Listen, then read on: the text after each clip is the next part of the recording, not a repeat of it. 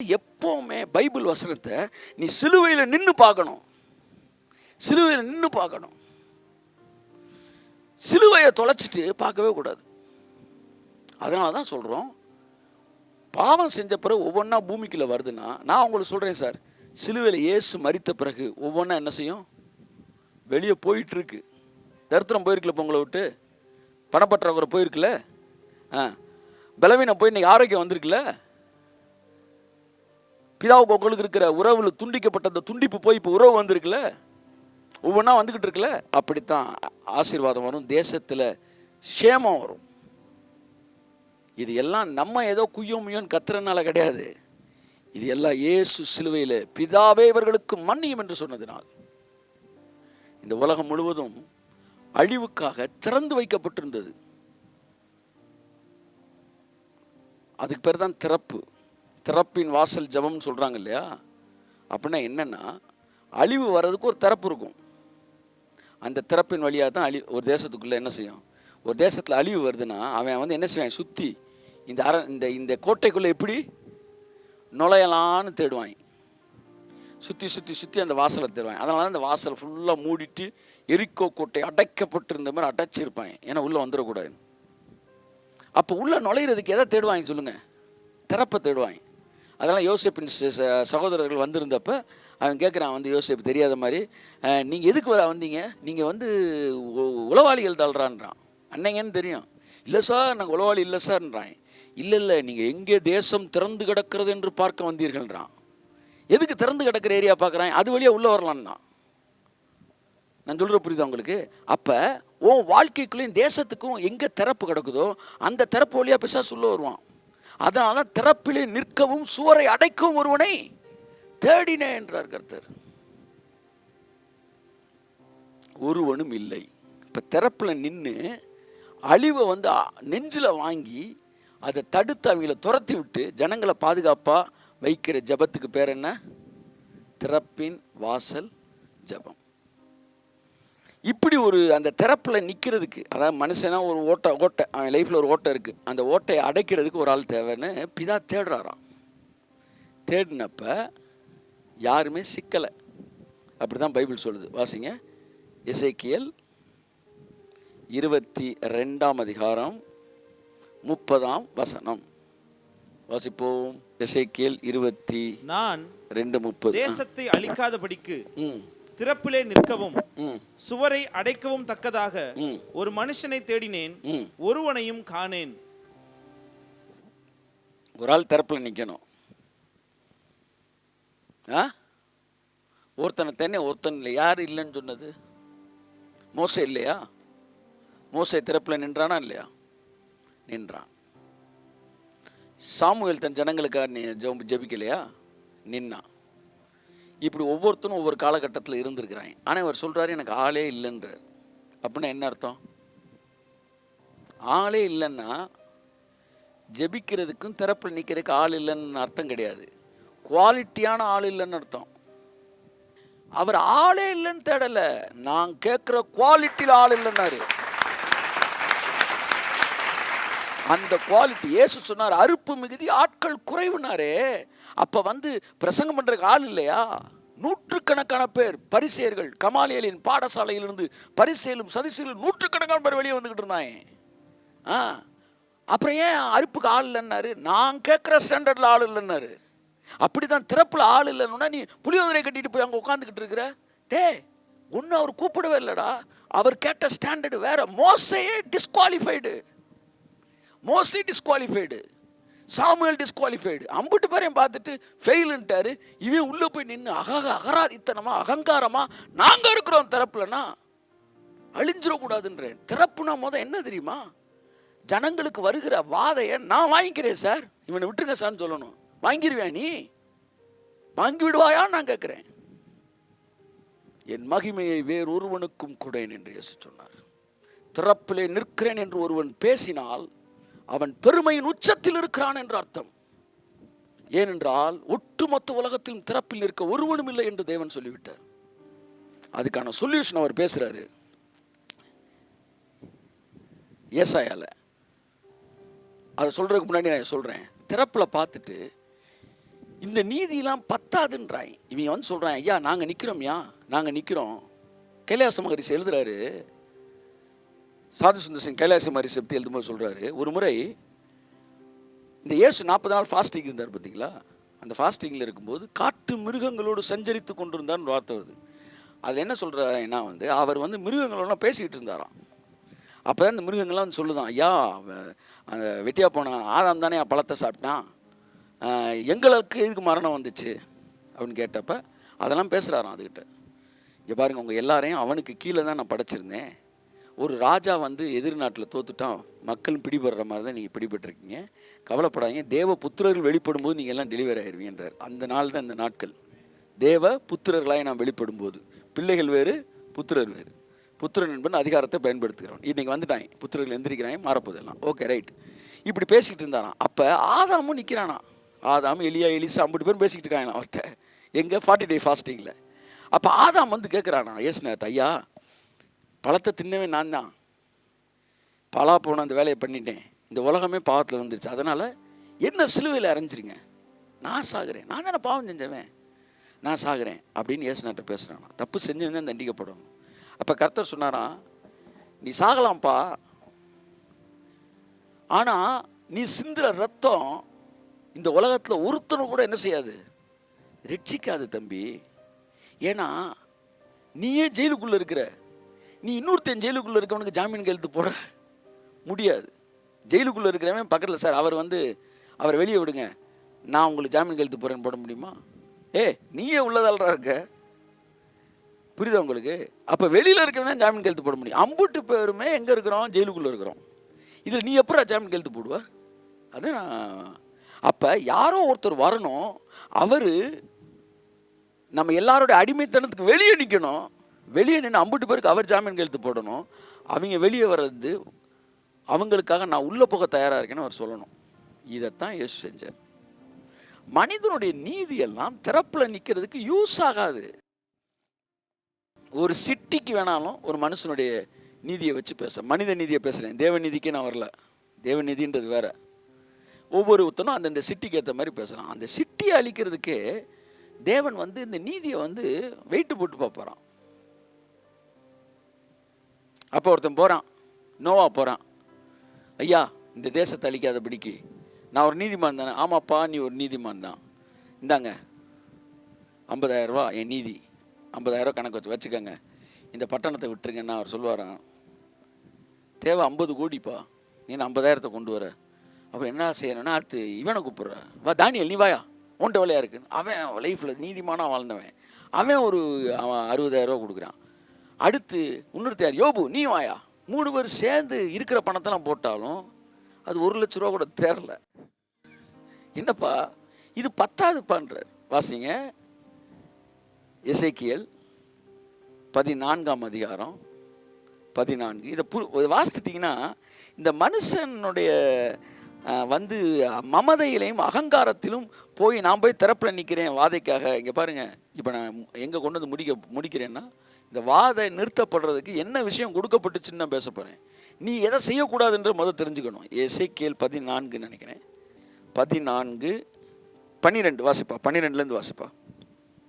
கர்த்தருடைய வார்த்தை எனக்கு உண்டாகி அவர், மனுபுத்திரனே, ஒரு தேசம் எனக்கு விரோதமாய் துரோகம் பண்ணிக்கொண்டே இருந்து பாவம் செய்தால் நான் அதற்கு விரோதமாக என் கையை நீட்டி அதில் அப்பம் என்னும் ஆதரவு கோலை முறித்து அதில் பஞ்சத்தை அனுப்பி மனுஷரையும் மிருகங்களையும் அதில் இராதபடிக்கு நாசம் பண்ணுவேன். இங்க பாருங்க, இது வந்து ஒரு தேசம்தான், ஒட்டுமொத்த உலகத்துக்கே கிடையாது. இப்போ வாதை வந்து ஒரு தேசத்தில் வரல, உலகமே வந்திருக்கு. ஸோ இது பெரிய தரப்பு. இப்போ சின்ன தரப்புலேயே எவ்வளோ பஞ்சாயத்து இருக்குன்னு பாருங்க. ஒரு சிட்டி, ஒரு தேசத்தில் தொடர்ந்து இவன் பாவம் பண்ணிக்கிட்டு இருக்கும்போது கடவுள் வந்து அங்கே பஞ்சத்தையும் பசியையும் மிருகங்களையும் பிரச்சனையெல்லாம் வந்து போகிறத பார்த்துட்டு அவர் ஒன்றும் சொல்லாமல் அமையார். என்னப்பா நீ வந்து பெர்மிட் பண்ணியிருக்கிற, உன் லைஃபுக்குள்ளே வருது அப்படின்னு, தட் மீன்ஸ் பெர்மிஷன். அவன் வந்து உள்ளே வருதுன்னு வச்சுக்குவோம், அழிவு வருதுன்னு வச்சுக்குவோம். அப்படி அழிவு வந்தால் அவரே சொல்கிறார், அழிவு வந்தால் வாசிங்க. அப்பொழுது நோவா யோபு, நோவா எல்லாம் சொல்லுங்க. நோவா தன் காலத்தில் இருந்தவர்களுக்குள்ளே அவன் தான் நீதிமான். இங்கே யார் இருக்கீங்களா அப்போ? நோவா திறப்பில் போகிறதுக்கு முன்னாடி பதில் சொல்லிட்டு போ. அம்புட்டும் பாவா, ஒன்றும் நோவா கிடையாது. எல்லாம் இன்னோவாவில் வந்து இறங்கிட்டு இருக்காங்க. நான் கேட்குறேன், நோவாவே இங்கே வந்து கூட்டணி அமைச்சு தான் வராரு. அப்போ நோவா பூமியில் இருந்த ஆட்களில் அவன் காலத்தில் அவன் நீதிமானாக இருந்திருக்கிறான். அடுத்து நோவா, அடுத்து தானியேல். தானியேல் மேலே தேவன் ஏன் இவ்வளோ ஒரு பெரிய ஒரு மரியாதை வச்சுருக்கான்னு தெரில. தானியேலே வந்தாலும் அப்படின்றாரு. தானியேல் ஒரு நீதிமான். அடுத்து யோபு, பூமியிலே அவனை போல ஆமாம் சன்மார்க்கனே கிடையாதுன்றார். ஒட்டுமொத்த பூமியிலேன்றார். இம்புட்டு பேரும் வராயப்பா, இம்புட்டு பேரும் வராயப்பா, இம்புட்டு பேரும் வந்து நிற்கிறாங்க. நின்னா ஆகிய இம்மூன்று புருஷரும் அதன் நடுவில் இருந்தாலும், அந்த அழிய போகிற தேசத்தில் நடுவில் வந்து, இப்போ நம்ம ஒரு திறப்பின் வாசல் வைக்க போகிறோம். எல்லாரும் என்ன செய்ய போகிறோம்? ஹலோ, ஒரு திறப்பின் வாசல் நாளைக்கு தொடங்க போகிறோம். இந்த திறப்பின் வாசலுக்கு தலைமை தாங்க போகிறது யார் தெரியுமா? நோவா, யோபு, 3 சீட்டு. அடுத்து தானியேல். எப்படி இருக்கும் பாருங்க திறப்பின் வாசல், கும்முன்னு இருக்கும். மக்கள் வந்து குமிஞ்சிட மாட்டாங்க. பக்கத்தில் வரிசை இங்கிட்டு ஒரு 5 சேர், அங்கிட்டு 5 சேர். நமக்கு வந்து அந்த வரிசையில் ஒரு சேரில் உட்காந்துட்டு இவர் தான் நோவா, இவர் தான் யோபு, தானியேலே, இவங்களே வந்து ஜெபிக்கிறாயடா, இன்னைக்கு எப்படி இந்த தேசத்தில் சேமம் வந்துருண்டா மாப்பிள்ள நினைப்பியா மாட்டியா? ஹலோ, இன்னைக்கு ஒரு திறப்பின் வாசலை நம்ம சென்னை மெரினா கடற்கரையில் போடுவோம். அதில் இந்த 3 பேரையும் கூப்பிட்டு உட்கார வச்சு இந்தியாவுக்கு வருகிற அழிவை நிறுத்துன்னு சொன்னால் நிறுத்துவாரா மாட்டாரா? நிறுத்துவார் தானே நீங்கள் நம்புவீங்க? ஆமாம், இன்றைக்கி இருக்கிற ஊழியக்காரங்களோட பெரிய ஆள் தானே. அதை ஏற்றுக்கிறீங்களா இல்லையா? இல்லை, அவங்கள வந்து சாதாரண ஆள்னு சொன்னீங்கன்னா அடுத்து அது பஞ்சாயத்து ஆகும். அவங்க பெரிய ஆள், அதை நீ ஒத்துக்கிறீங்க. ஆமாம், சுயநீதியில் இருக்கும், ஏற்றுக்கிட்டு தான் ஆகணும். அப்போ வந்து தேவநீதினு வந்து கொன்னே போடுவேன். நீ அங்கேயே நின்று அங்கேயே நிற்கணும். திடீர்னு இங்கிட்டு வரக்கூடாது. நாங்கள் சிலுவைக்குள்ளே இருக்க, சிலுவைக்குள்ளே இருக்கவே நீ இப்போ திறப்புக்கே போயிருக்கக்கூடாது. திறப்புக்கு போயிட்டீங்கன்னா சுயநீதியில் நீ வந்து நிற்கணும். இதான் சொன்னார், ஒன்று அனலாயிரு அல்லது குளிராயிரு. நீ இங்கிட்டு அங்கிட்டு தவிட்டு வெதுவெதுப்பாக இருந்தா வாந்தி பண்ணிடுவேன்டா மூஞ்சில் அப்படின்னாரு. நீ என்னைக்கு திறப்புக்கு போகிறேன்னு முடிவு எடுத்துட்டியோ அன்னைக்கே சுயநீதியில் நீ ரெடியாக நிற்கணும். ரெடியா? ஏசு சிலுவையில் கதறினா, அப்போ நீ ஏன்டா கதறிக்கிட்டு இருக்கு? நம்ம ஏன் கதறிக்கிட்டு இருக்கிறோம்? அங்கிட்டு கொஞ்சம் எடுக்க, இங்கிட்டு கொஞ்சம் எடுக்க. இதுக்கு பிறகு தான் வெதுவெதுப்பு. ஒன்று சிலுவையில் ஏசு கதறிட்டாருன்னு நீ அமைதியாரு. அவர் திறப்பில் நின்றுட்டார். ஒரே மனிதன் திறப்பில் நின்றுட்டார். அதுக்கு வசனம் நான் காட்டுறேன். இல்லை, நாங்கள் ஏசு சரியாக பண்ணலை, அவர் டுபாக்கூரு, அவர் வந்து யூஸ்லெஸ் ஃபெலோ, நாங்கள் வந்து நிற்கிறோமையா திறப்பில்னு சொல்கிறேன். அவா வந்து நில்லு. சுயநீதி வச்சிருக்கியா? இப்போ நம்ம பண்ணுற திறப்பெல்லாம் விஷயம் நடக்குமோ இல்லையோ, இப்போ நான் போகிற திறப்பின் வாசலில் இவங்க 3 பேரை நான் கூப்பிட போகிறேன் அடுத்த வாரம். யார்? நோவா, தானியேல், யோபு. திறப்பின் வாசல் ஜபம் போட்டு கீழே நோவா, தானியேல், யோபு சீஃப் கெஸ்ட் கலந்து கொள்வார்கள் அப்படின்னு போடுறோம். எல்லாரும் நம்புவீங்களா மாட்டீங்களா? கர்த்தர் இந்த திறப்பின் வாசல் ஜபத்துக்கு பதில் தருவார். நம்புவீங்களா சார்? யோபு சார், நோவா சார், தானியேல் சார், இவங்களே 3 பேர் உட்காந்து ஷிபாரா ஷகரா பராபா அப்படி உட்காந்துருக்குறாங்க. நமக்குலாம் ஒரு தைரியம் வருது. ஆகா, இப்போ கடவுள் வந்து என்ன செய்ய போகிறாரு? தேசத்துக்கு சேமத்தை தருவார்னு. அவர் நேராக வந்து இறங்கிட்டு சொல்கிறாரு, இந்த 3 பேர் உங்கள் மத்தியில் இருந்தாலும் அவர்கள் தங்கள் நீதியினாலே தங்கள் ஆத்துமாக்களை மாத்திரம் தப்புவிப்பார்கள்.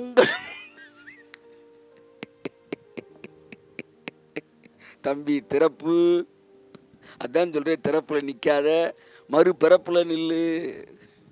அவர் வந்து இறங்கினவர் வந்தவனா தேவன் வந்துட்டாரு, பதில் கொடுக்க போறாருன்னு பார்த்தா அங்கேருந்து கூப்பிட்றாரு. வெளியிலேருந்து இந்த சில நேரம் போலீஸ்காரன் வந்து என்ன சவுண்டு வர வாங்கன்ற மாதிரி, நோவா, தானியேல், யோபு 3 பேர் வழியாகப்பா. ஆமாம், 3 பேர் மட்டும் ஓடி போயிரு.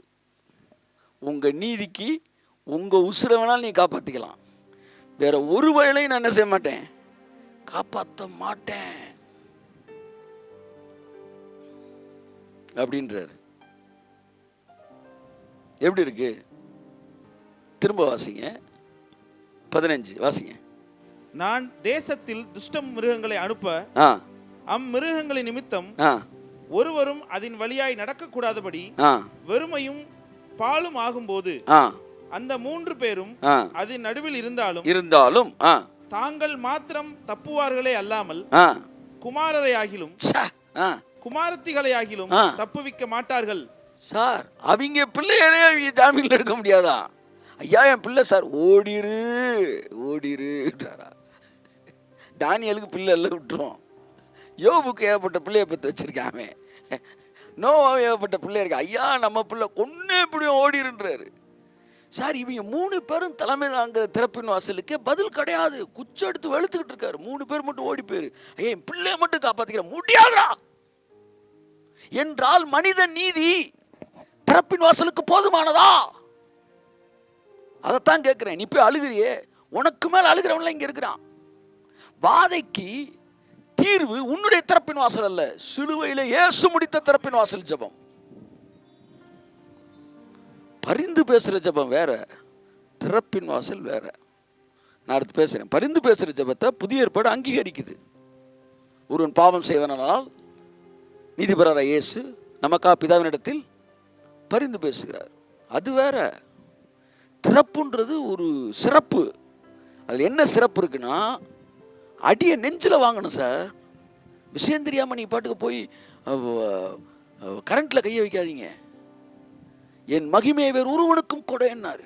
அந்த மகிமை என்பது சிலுவை. சொன்னார், நான் மகிமைப்படுகிற நேரம் வந்தது. சிலுவையில் திறப்பின் வாசலுக்கு நான் போகிறேன். நீங்கள் நித்திரை பண்ணி இளைப்பாருங்கள். நான் எங்கே போகிறேன்? சிலுவைக்கு திறப்புக்கு போகிறேன். போய் பிதாவே இவர்களுக்கு மன்னியும், தாங்கள் செய்கிறது இன்னதென்று அறியாது செய்கிறார்கள் என்று பண்ணினாரே ஒரு ஜெபம். அதுதான் திறப்பின் வாசல் ஜெபம். ஜனங்களை அலைக்கழிக்காதிருங்கள். நம்ம வேலை என்ன தெரியுமா? உன்னதமானவரின் மறைவிலே நிற்பது. யார் மறைவிலே நிற்பான் சொல்லுங்க? ஒருத்தன் ஓடி வந்து ஒளிகிறான், அவன் யாரு? திருடன். அப்ப மறைவில் இருக்கிறோம் என்ற சங்கீதமே நீதிமான்களுக்கு அல்ல. தப்பு பண்ணிட்டு ஓடி வரவன் வந்து ஒளிஞ்சுக்கிறான். நம்ம எல்லாம் ஒளிஞ்சுக்கிட்டு இருக்கிறாள். மறைவில் இருக்கிறவர்கள். உன்னதமாரின் மறைவில் இருக்கிறவன் சர்வ வல்லவருடைய நிழலில் தங்குவான். நம்ம வேலை முன்னாடி போய் நெஞ்ச காட்டுறது கிடையாது. அடிக்கவே தேவையில்லை. அந்த காலத்தில் சொல்லுவாங்க, ரொம்ப நெஞ்ச காட்டாத, காரி துப்புனாலே நெஞ்சில் ஓட்ட விழுந்துடும், என்னடா பேசுகிறேன்னு வாங்க 90s. அந்த மாதிரி அப்படி போய் நான் வில்லா நிற்கக்கூடாது சார். It's very dangerous, very serious matter. நம்ம உன்னதமான ஒரு மறைவில் வந்து நிற்க வேண்டிய ஆட்கள். சர்வ வல்லவருடைய நிழலில் நிற்கிறோம் நம்ம. நீ போய் சிலுவைக்கு முன்னாடி நின்றுட்டு நாங்கள் திறப்பில் நிற்கிறோம். Very dangerous. ஒரு ரவுண்டர்ஸ்க்கு பிசாசு கொடுத்தானா எங்கே போகிறோம்னு தெரியாது. சுயநீதியில் இவங்க 3 பேரும் ஓடிட்டாங்க. அந்த வசனத்தை வாசிங்க. இது அனுப்பும். அந்த 3 பேர் அங்கே இருந்தால் வாசிங்க. 16 வசனம். அந்த 3 புருஷரும் திரும்ப வருது. அந்த 3 புருஷரும் அது நடுவில் இருந்தாலும் தாங்கள் மாத்திரம் தப்புவார்களே அல்லாமல் குமாரரை ஆகிலும் குமாரத்தை ஆகிலும் தப்புவிக்க மாட்டார்கள் என்று என் ஜீவனை கொண்டு சொல்கிறேன் என்று கர்த்தர் சொல்றார். இது 2வது தடவை சொல்றாரு. 2வது தடவை நல்லா பாருங்க. 14ல சொல்றாரு அவர்கள் தங்கள் ஆத்துமாக்களை தான் தப்புவிப்பார்கள்னு. 16ல சொல்றாரு அவங்க குமாரத்திகளை தப்புவிக்க முடியாதுன்னு. அதுக்கப்புறம் திரும்ப 18ல சொல்றாரு அந்த 3 புருஷர்கள் நடுவில் இருந்தாலும் தங்களை மாத்திரம் தப்புவிப்பார்கள் இல்லாமல் குமாரரையும் குமாரத்தையும் தப்புவிக்க மாட்டார்கள் என்று என் ஜீவனை கொண்டு சொல்கிறேன் 18ல சொல்றாரு. அதுக்கப்புறம் 20ல சொல்றாரு நோவாவும் தானியேலும் யோபும் அந்த நடுவில் இருந்தாலும் அவர்கள் தங்கள் நீதினால் தங்கள் ஆத்துமாக்களை மாத்திரம் தப்புவிப்பார்கள் குமாரனையும் குமாரத்தையும் தப்புவிக்க மாட்டார்கள் என்று சொல்கிறேன். 4 தடவை சொல்றாரு. மொத்தத்துக்கு 8 வசனம். அதுல அந்த அந்த அந்த அந்த இதில் வந்து அந்த காலத்தில் வந்து 8 வசனம் இருக்கு. அதில் 4 வசனம் பிள்ளைய கூட தப்பு வைக்க முடியாதுன்றார். சார் எங்கே இருக்கு? இருக்கீங்களா? இந்த இடத்துல கேட்டு அவனு இருக்கீங்களான்னு. இருக்கீங்களா? நம்ம ஜபத்துக்கு இவங்க 3 பேர் வந்தாலுமே இவங்க நீதியில் எவ்வளவு தெளிவாக பச்சை பிள்ளைக்கு சொல்லித்தர மாதிரி சொல்லித்தராரு. டே உங்கள் நீதி பத்தாதரா, அந்த நீதியை வச்சு ஒரு தேசத்தையே தப்பு வைக்க முடியாது. இவங்க 3 பேர் உயிரோடு எந்திரிச்சு வந்து நம்ம பக்கத்தில் முழங்கால் பட்டாலும் ஓடிருங்கடான்னு வரான். அதை தாண்டி எங்க ஜபத்தை கேட்பாருன்னு நீ சொன்னா முதல் வரி சொல்லிரு, இவங்க 3 பேரும் எங்களை விட நீதியில குறைவான ஆள்னு சொல்லுங்க. ஓப்பனா டிக்ளேர் பண்ணுங்க. நோவா, யோபு, தானியேல் இவங்க எல்லாம் எங்க அளவுக்கு நீதிமான் கிடையாது சொல்லுங்க. சொல்லுங்க. இயேசு உள்ள இழுக்கவே கூடாது. நீ இயேசுக்குள்ள இருக்கிறோம் இந்த பேச்சே பேசக்கூடாது. இயேசுக்குள்ள போயிட்டினாலே திறப்பு அங்கே கிடையாது.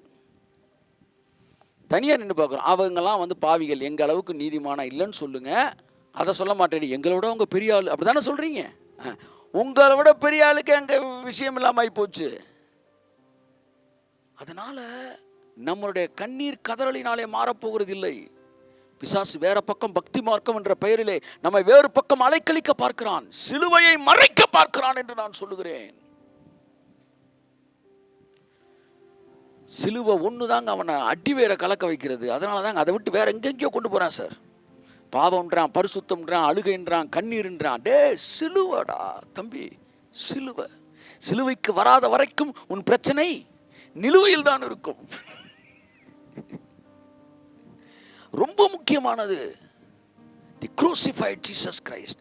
அதனால தான் என் பேதுருலாம் பவுல் அம்பிட்டு பேர் சொன்னாங்க, நாங்களோ சிலுவையில் அறையப்பட்ட இயேசுவை பிரசங்கிக்கிறோம்.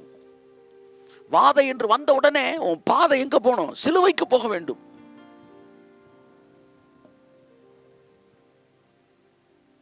இந்த 3 புருஷர்கள் வந்தாலுமே நீதி பத்தாது. எல்லாம் சொல்லுங்க, எல்லாம் சொல்லுங்க. அவங்க நீதியே பத்தாதுன்னா நாங்கள் கும்பல் கும்பலாக போய் நின்னாலும் எங்கள் நீதி பத்தாது.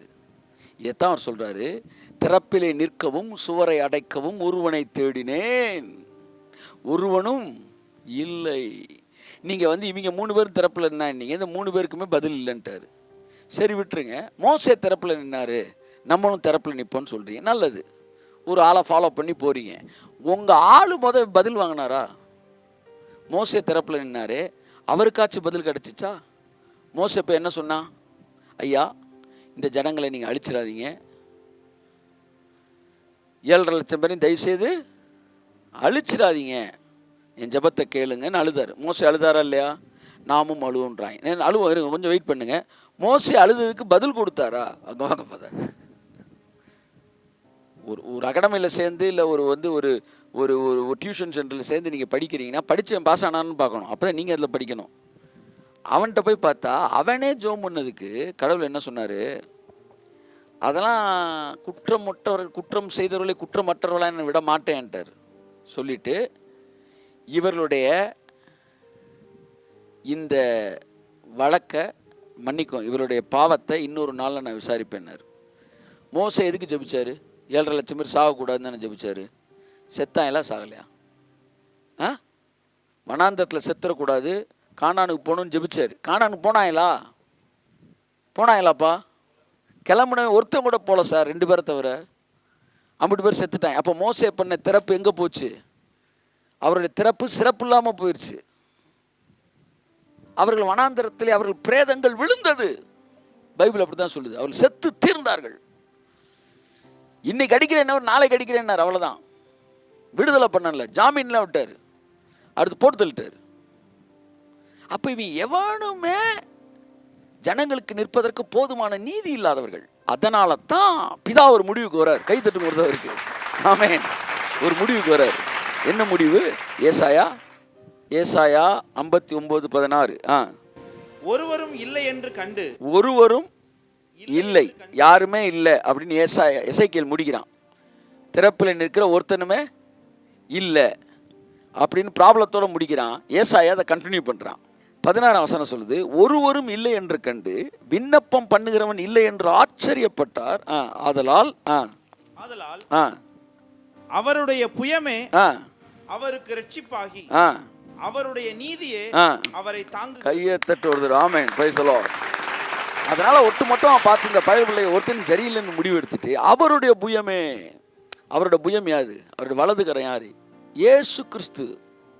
யாருக்கு கர்த்தருடைய புயம் வெளிப்பட்டது அப்படின்னு தான் ஏசாயா 53 தொடங்குது. யாருக்கு கர்த்தருடைய புயம் வெளிப்பட்டது? கர்த்தருடைய எங்கள் மூலமாய் கேள்விப்பட்டதை விசுவாசித்தவன் யார் அப்படின்னு தொடங்கி அவர் தாமே நம்முடைய பாடுகளை ஏற்றுக்கொண்டு. சபாசன ராஜா. அப்ப அவர் புயம், என் புயமே எனக்கு என்ன செஞ்சிச்சு? ரட்சிப்பானது அப்படின்றாரு. அந்த புயம் எது? இயேசு கிறிஸ்து, சிலுவையில் அறையப்பட்ட இயேசு கிறிஸ்து. அந்த புயம் இயேசுதான்றதுக்கு எந்த வசனம் சாட்சியா இருக்கு? ஏசாயா 53 சொல்றாரு, யாருக்கு கர்த்தருடைய புயம் வெளிப்பட்டது அப்படின்னு சொல்லி அந்த ஏசாயா 53 crucifixion. So crucifixion is God's right hand. அவருடைய புயம் அவருடைய தோல் யாரு? அவர் தான் இயேசு. அப்போ யாருமே இல்லைன்னு ஒன்று கடைசியில் திறப்பில் நிற்கிற யார் அனுப்புகிறாரு? சொந்த குமாரன் அனுப்புறாரு. அவர் திறப்பில் நின்று ஒட்டுமொத்த உலகத்தின் அடியையும் வாங்கினாரு. திறப்பில் நிற்கிறதுனா ஜெபம் இல்லை சார்.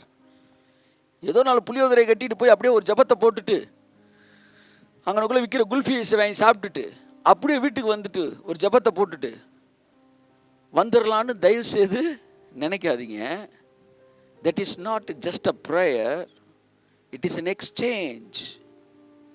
என்னது? எக்ஸ்சேஞ்ச். இப்போ இவர் ஒரு 1 லட்ச ரூபா கடன் வாங்கி கொடுக்கல அப்படின்னா இவருக்கு திறப்பில் நான் நிற்கிறேன்னா அந்த 1 லட்சத்தை நான் தரணும்னா என்கிட்ட 10 கோடியாச்சும் கையில் இருக்கணும். ஏன்னா நான் ஒட்டுமொத்த உலகத்துக்கும் என்ன செய்ய போகிறேன்? ப்ரைஸ் கொடுக்க போகிறேன். அதாவது கரையம் கொடுக்க போகிறேன். I am going to pay the price for the whole world. அப்போ அந்த மனுஷன் எவ்வளோ பெரிய நீதி உள்ளவனாக இருக்கணும். அத்தகைய நீதி உடையவராய் இயேசு வந்தார் பூமி.